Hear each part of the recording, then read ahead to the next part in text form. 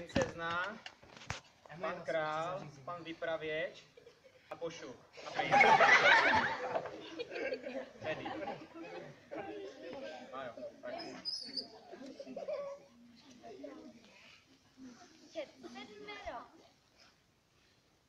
Za 7 horami, za 9 řekami, byla královna a ta měla hrozně otravné hosty.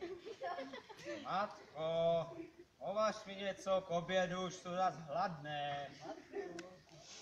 Běž pryč, já už ti nechci vařit.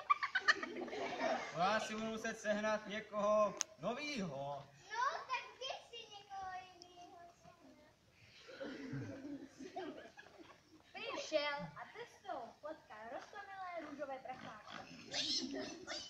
Čau prase, povezeš mě někam do vedlejšího království, abych si našel nějakou svou princeznu, která mě bude vařit?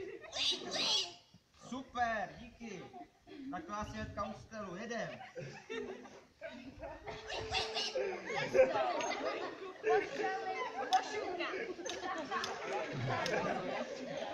Pošuku, co tady tak střílíš kolem sebe?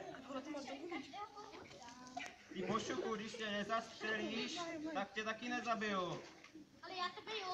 Pošuku, buď hodnej. Nějak se domluvíme. Hele, víš co?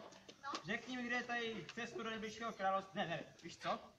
Řekni mi, jestli v tom království tady nejbližší mají nějakou princeznu. No, mají tam princeznu, ale řeší tady ožralý pirát, který si denně nalívá do sebe 5 litrů alkoholu. Tož to já ho vyřídím. Jeden prase. Rukama, ne? Tak šli dál a potkali piráta ožralou, jak dává princezně facky. Piráte, ty neřáde. Nech toho chlastu a nech princeznu. Nemůžu, já piju pořád, bych ji rozkla, nech moje princeznu. Ale, no tak piráte, nějak se domluvíme. Piráte, nekrkej mi do ksichtu, prosím, nech mi princeznu, já tě nechám žít. Tak já ale musíš mi nechat tady pití. Dobře, nech si pití, já si beru princeznu. Děkuju. Čus, pojď princeznu. Děkuji ti, můj udatný zachránče. Děkuju, to jsem ani nečekal. Pojď za tím papa, taky sem. Tak šli na zámek. Já ti ještě klepnu.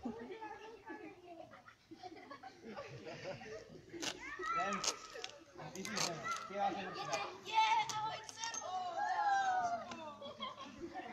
Čau, pane králi, já bych si tady chtěl vzít vašu Vy jste dceru. osvobodil moji dceru od toho hrozného piráta. No a chtěl si vzít Děkuji za vám.